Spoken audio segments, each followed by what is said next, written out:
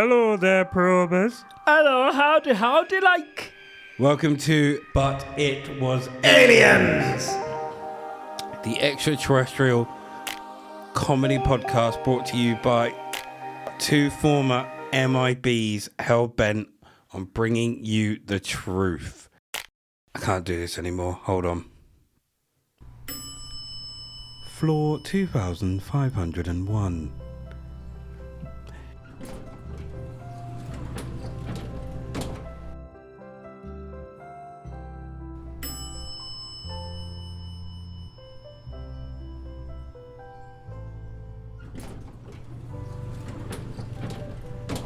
What? Now that we're on eye level, Kev, What's happening? I don't have to keep looking up at you anymore.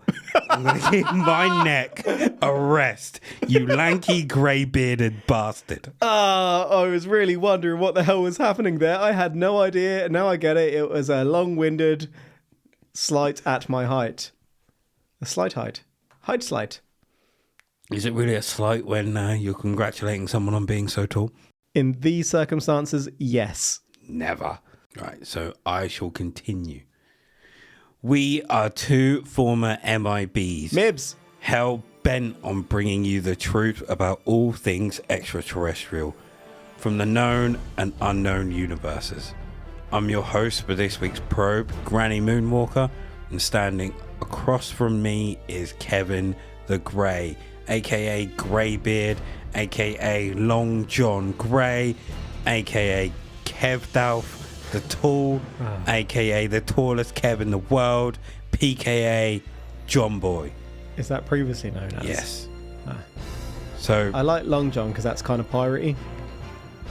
So before he gets the opportunity to complain that my intros for him are getting more and more elaborate, I would like to inform you, dear probers, that this giant across from me told me that me constantly calling him grey started to manifest grey hairs. I can't remember if it was mainly grey chin hairs or bum chin hairs, but it was one or the other. He then proceeded to tell me to manifest some extra height for him, which I thought was greedy considering he's already 23 foot tall. But I'm a good friend. Scratch that, I'm a great friend. Some would say I'm a best friend. So I did what he asked, and now he's 27 foot tall, and all I'm hearing is complaining. So, button up, Buttercup. I'm not going to stop until you can reach the clouds and I can dive off your dome into a pool of Greek yogurt mixed with peanut butter cereal protein powder. What? What just happened? I feel like I've been torn a new one. Yogurt, peanut butter cereal? Is that like your favourite cereal or something? It's a protein powder. Peanut butter cereal. That's a protein powder. Mm-hmm. You have it with what? By Ghost. Milk or water? Depends on how fat I want to be. Milk. So if these thighs don't come without some hard work. What is your ideal breakfast? What day? Monday and Saturday. Okay. Monday, considering I'm up at 4:30 in the morning, I don't generally eat until about 11 o'clock. Really? Therefore, 2 pepperoni pizza slices. Sounds like my ideal breakfast. That's your actual breakfast. Saturday, I would generally be up at 4 o'clock in the morning. So no different. But I don't have my first client until 7:30. Mm-hmm. So I'll get up at 4, I'll go to the gym, I'll come back and I'll make myself a fresh homemade omelette. Cheese, tomato, some chili flakes, some parsley in there as well, mushrooms if I'm feeling fancy, maybe some chorizo, plenty of cheese. And I'll have that before I crack on to work. So no protein and yogurt then? Eggs. But where did this line come from about diving into the yogurt and protein? I was thinking No, it's peanut butter cereal protein powder. That's what I mean. Yeah, but it doesn't mean you have to have it at breakfast. I'll just have it later in the day. Cereal is at all times, baby. It's not a cereal, it's more of a flavour. Cereal for dinner. So what are we covering today? Today, we're heading to New Smyrna. Smyrna. I have no idea how this is pronounced. Smyrna? But it's spelt Smyrna.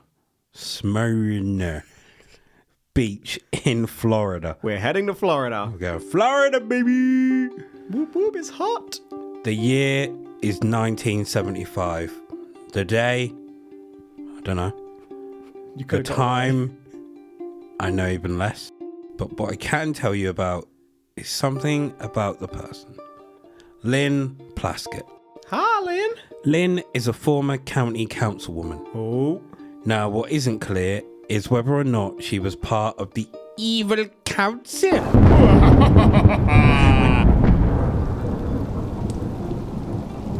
Dedicated to world domination once the chosen one was dead. The Chosen. I was thinking of Star Wars references coming up. Nope, we've got a picture of Tungy. Kung Pao. What was that guy called? Steve Oderick or something? Yeah. This is possibly one of the greatest comedies ever made. Do you know what? Not the greatest comedy moment. That belongs to one film. Napoleon Dynamite, yes, we're aware. Let's not go over it right now. Is possibly one of the best comedy films ever made. I've not seen this film since we watched it about 12 times in a day when I lived in Norwich. Not only is the normal film fantastic, so it's the dubs that are really fantastic. Yeah. The secondary dubs over the... So, it's not even the secondary. So they dub an original film and photo impose him in it. And then they dub over those dubs, and that's the film. So you're then able to go back and watch kind of the layer beneath with their original dubs, and they're just as funny. Absolutely brilliant. You're alive.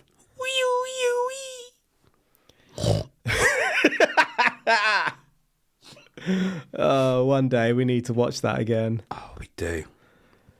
Bonkers times. So in 1975, Lynn was 24 years of age. Back in 75. And had... I didn't say the line. You can keep going. Recently separated from her partner. This meant that she was raising her 3-year-old son by herself. She was having a routine physical when she was told some bad news. Lynn had cancer in her uterus. Shit news to receive. Absolutely shit. So the next step would be a hysterectomy. See, I can't make light of that. No, you can't. When you said bad news, I was expecting Bad news bear. Bad News Barrett. The wrestler who used to pop up in WWE on a stand. But I got some bad news for ya. He wasn't Scottish, but he was actually English. Yeah. So I don't understand the accent. Well, I couldn't remember what he actually sounded like. Isn't he from Yorkshire? Weirdly, considering I don't watch WWE, I believe his name is Stu Bennett, and I don't know why I know that. Who? Random trivia Bennett. for ya. So first things first. Yeah, let's just move on because I've got nothing that isn't going to offend myself and the world. A pre-surgical exam would be conducted, and whilst this was happening, her doctor spotted a lump next to her neck. So he decided, whilst we're here, we may as well take a look. Yeah. A biopsy was completed, and the doc told her that he no longer had to perform the hysterectomy. But the lump on her neck was an issue. It turned out to be a rare form of cancer known as T-cell lymphoma. Oh, shit. It was so rare, in fact, that at that time there were only 3 known cases of it in the entire United States. And these cases, unfortunately, all involved newborns who didn't survive. Oh man, this is going to be a heavy episode. Her doctor broke the news to her that she only had 3 months to live. This cancer has infected every part of her body, bar her stomach and brain. But her doctor did say it's possible that these were also affected, although not showing. Lynn was allowed to leave the hospital that day as long as she returned the following day. And when she got home, the house was empty. Her son was out with her sister for the day, and Lynn went to her room, sat on her bed, and broke down crying. She sat there thinking about her son and how would he react when she's gone. Remember, she was only given 3 months left to live. So she was thinking that all he would remember is her leaving him. As she continued to cry, something started to happen. Lynn started to hear a buzzing sound. What kind of buzzing? Like an electrobuzz. Oh no. This has been so emotional and my brain just won't allow it. It wants to ruin the moment. Must stay sentimental. The room then began to fill with smoke, but not the type of smoke where you would panic and think there's a fire. This was more like fog. Like old Greg fog. Oh, Greg. Come on, Greg. That smoke machine type fog. What do you think happened next, Greybeard? I think we're covering a traditional alien case based upon this moment in the probe. I think we're about to have an alien creature appear from the nether realms. And up through the smoke? Not up through, just through. Like walking... So the smoke like it's a stage and he's walking out on stage. Kind of, if the pathway to the stage... Hi there. Hi there. Why, hi there. And he just floats. I'm thinking... like this. Yeah, I'm thinking parallel dimensions, and the smoke is kind of seeping out of one dimension into the new to enable the creature to pass through. And I'm really hoping, based upon the health circumstances you've introduced in this episode, that this creature is going to be a good creature that will repair the damage of life without making this person do anything in return for that support. Lynn began to levitate. Okay. I was way off. That's right, son. She began to levitate. What? Completely unaware of what the hell was going on. However, she wasn't scared. Then, out of nowhere, a small disc-shaped object entered the room through an open window. I was so far off.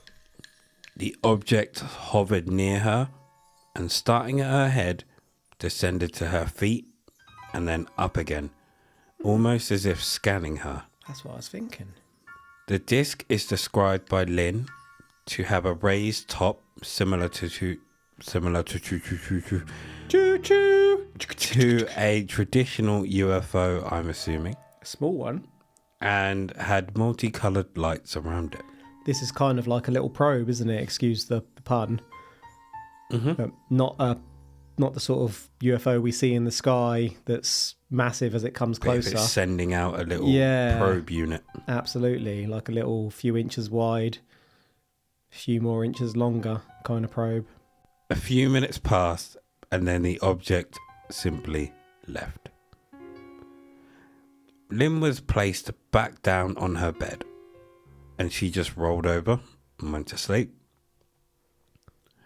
This must have been a deep, deep sleep. We're going deep undercover. As she slept all the way through to the next morning.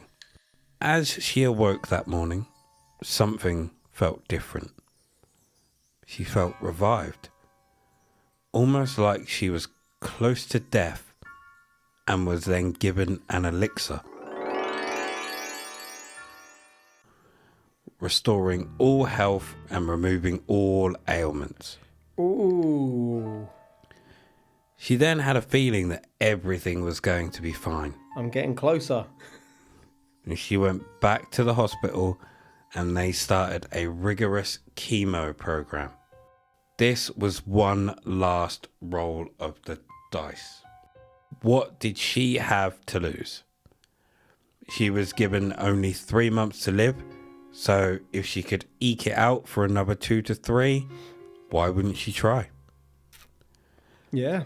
Her Life is valuable. Exactly. Her doctor advised her that even if she took the experimental drugs, she would not live to see her 26th birthday. The side effects would make her bones brittle, so she would essentially be an old woman even though she's only 24. Do you know what? That's such a shit decision to have to make, isn't it? I think we've both had similar experiences of this in our family. I know with one of my aunts who passed away of similar circumstances. She was on medication for a good long time, but she got to a point where, well, I'm sure lots of people get to a point where they're like, I just want to live my life and be pain-free for my last days, etc. Yeah. Tough one. Mm-hmm. Do you know what? Just going away from the seriousness, she was given an elixir and she felt amazing. And then they've put her through chemo. The impacts of chemo are pretty significant and awful as much as it can heal you. They are fatiguing as fuck. If she was already healed by this entity at this point, and then they put her through chemo, not realising that she'd been healed, that's a pretty shit outcome. But I'm also seeing ahead to the end. If she does get healed, how do we know it wasn't the chemo? So Lynn began the treatment regardless. It took 4 days. Within just 4 days, that's pretty quick. Lynn's doctor noticed that the malignant tumour in her chest had dramatically shrunk, and just 4 months later, Lynn was in remission. Wow. Let me put this into perspective. This is 1975. Oh, yeah. And it took 4 days for the tumour to shrink. All right, I'm in. 2016, a surprise finding of a pair of drugs managed to dramatically shrink some tumours in 11 days. Gosh darn. 36 years later, and they were 7 days behind this original experimental drug. Since she went into remission, Lynn has been cancer-free. Do you think the doctor could explain what happened? No. Fuck no, he couldn't. And I attempted to try and find out what the experimental drug was, but couldn't. So we couldn't check it to see what it was made of. So we have here Lynn's take on what happened. We fast forward to 1981, and there's a clip from a show called The Mike Douglas Show. During it, there was a sound. And this sound was all too familiar to Lynn. It was the sound she'd heard that day she was visited. What happened to her was celestial healing. Ooh. Babe. Baby. I'm hot just like an oven. Aliens came down to Earth to heal her. Well, shit. So what happened? Do we know what this experimental drug was? No. Are they still experimenting with it? Was it too effective so they took it off the market? We have no idea. Because this sounds like a pretty good drug. They should be giving this to everyone inflicted by the pains of these conditions. Absolutely. It's so difficult when you cover a serious set of circumstances like this, because our inclination is to make light of situations, but you just can't do it with this, can you? Can't. Did we see any evidence of lost time or that kind of thing? Or did this thing literally just fly in her room and scan her? Yep, that. So we've got nothing to even go on. Why her? How did they know? Unless they put it in her to then heal her because they're testing things themselves. That's pretty shitty. Never thought of that. I'm struggling for anything productive here. I want to know what the drug is. Was it OxyContin? You got any of that? No. Can you get me some? No. Did I even... Again, jokes I don't aside, think it's over here. No. Yeah, it's bonkers there's such a difficulty with that in other countries, but it's not even a thing here, is it? Are we better regulated, or is it just... Oh, I don't know. I don't know.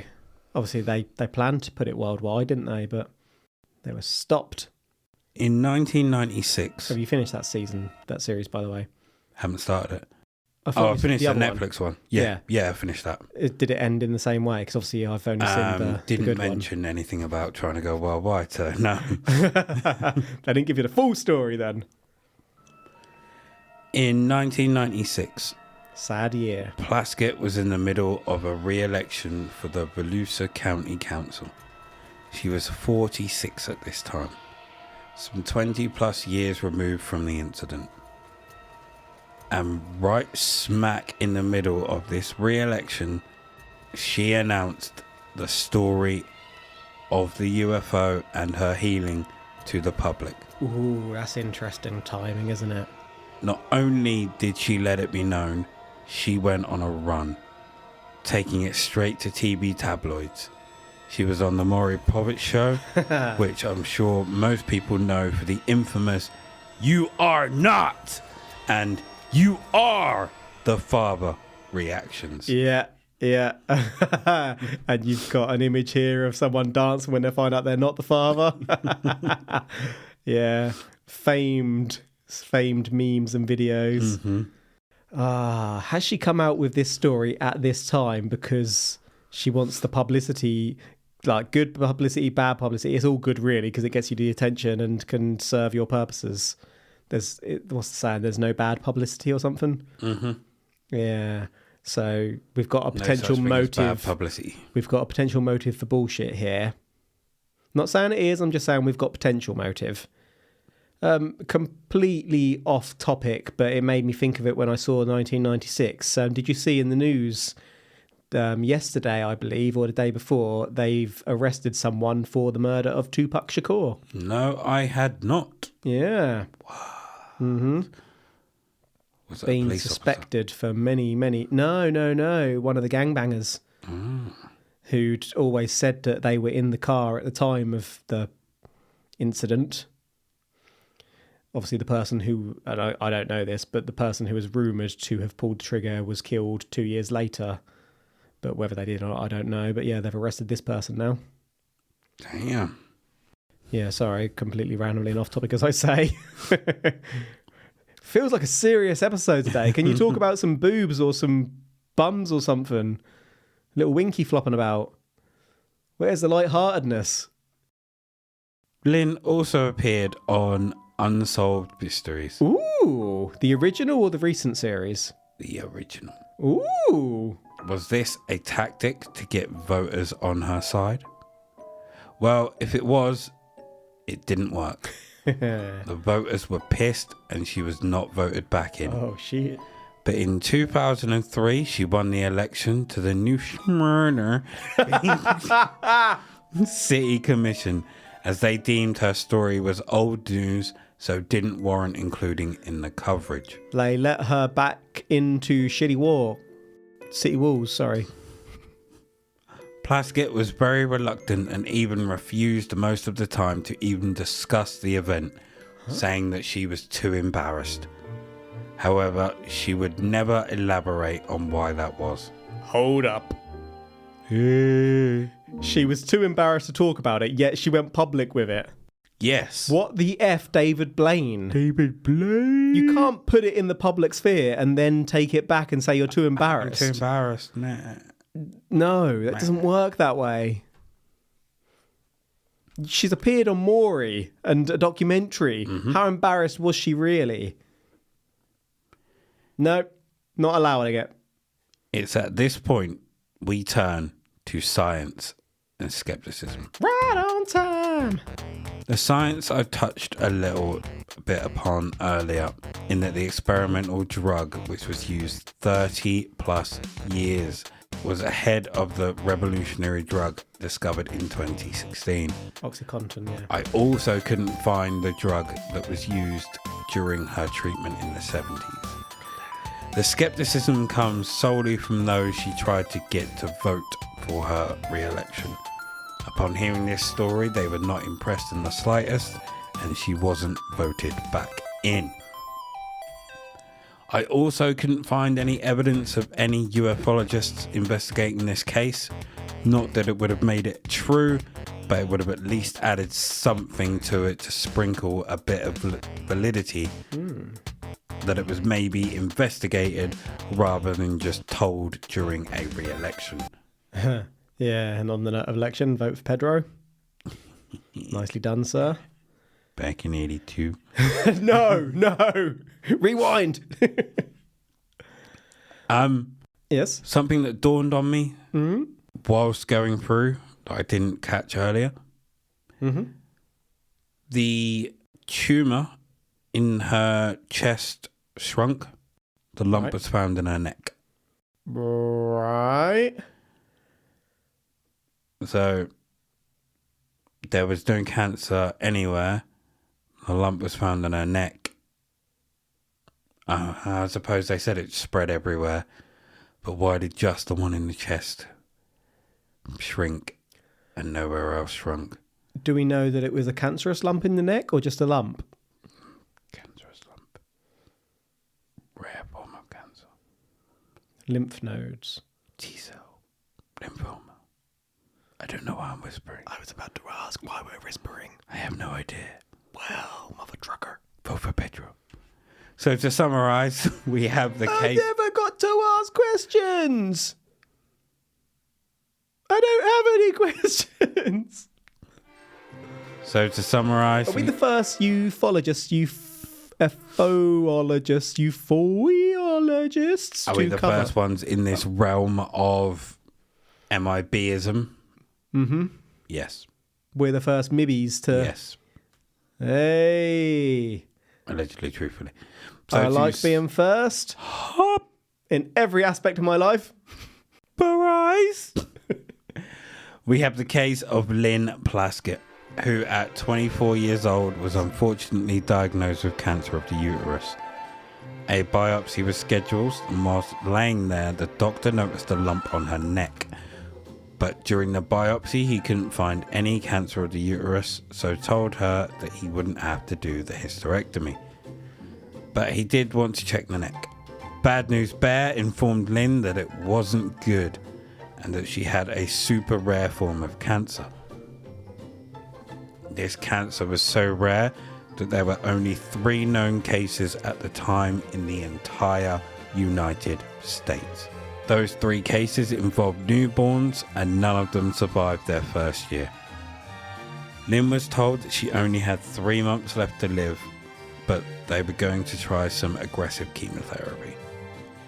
Lynn wanted to go home, so persuaded the hospital to let her as long as she came back the next day. When she got home, her son wasn't there, as her sister had taken him for the day, and Lynn sat there and burst into tears thinking about how her son would feel once she's gone. Then she heard it. A buzzing sound started to emanate through the house. You giggled? I have nothing to share.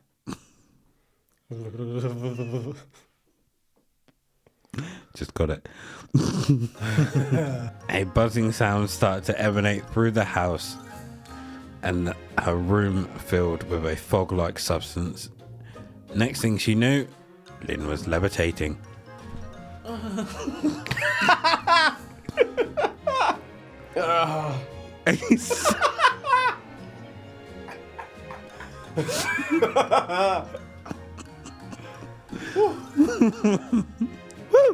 A small saucer-shaped object entered the room through an open window and started to hover up and down beside her before leaving.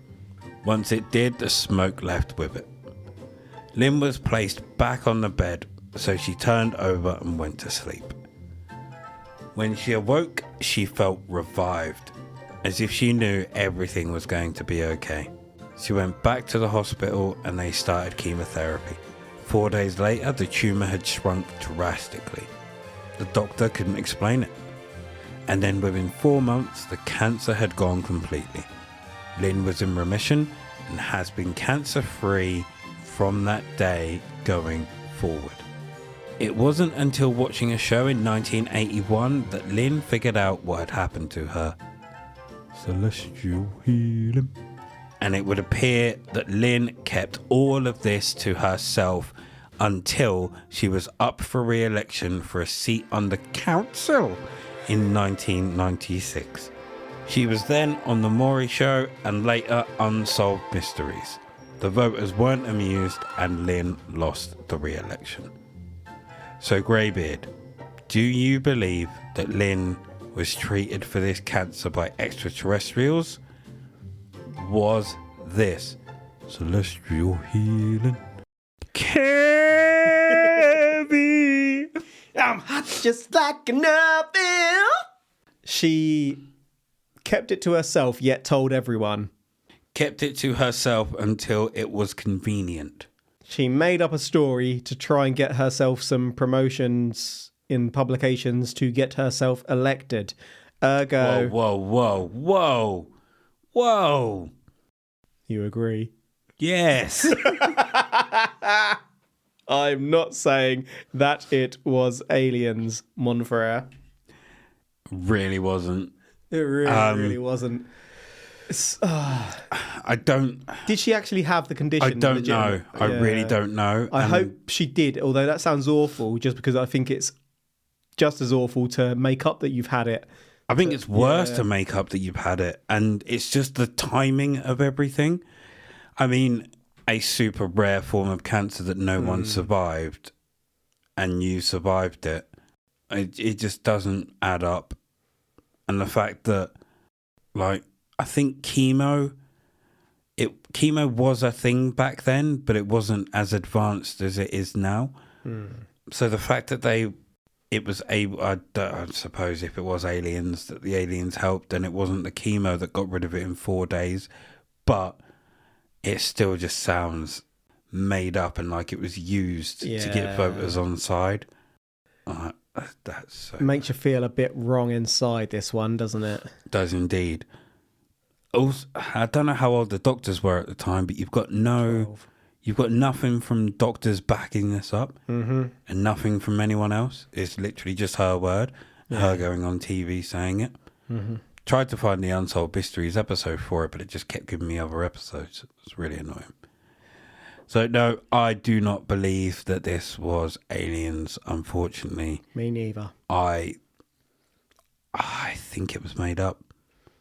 Feels like it. Really We've does. got nothing to evidence otherwise. All right.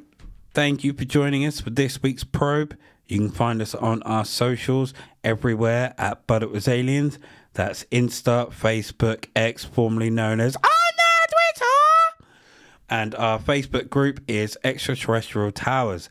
And if you'd like to hear a little more, something on the side, you can join us on Patreon.com/But It Was Aliens for side probes, where we investigate demons, Pirates. I thought you were going to go, I thought you wanted me to jump in. Right, I can do this again. Demons. Pirates. Doggies. Rasputin. And Rasputin's dick. Boing. As always, I have been Moonwalker, and he has been Greybeard. We are But It Was Aliens. #.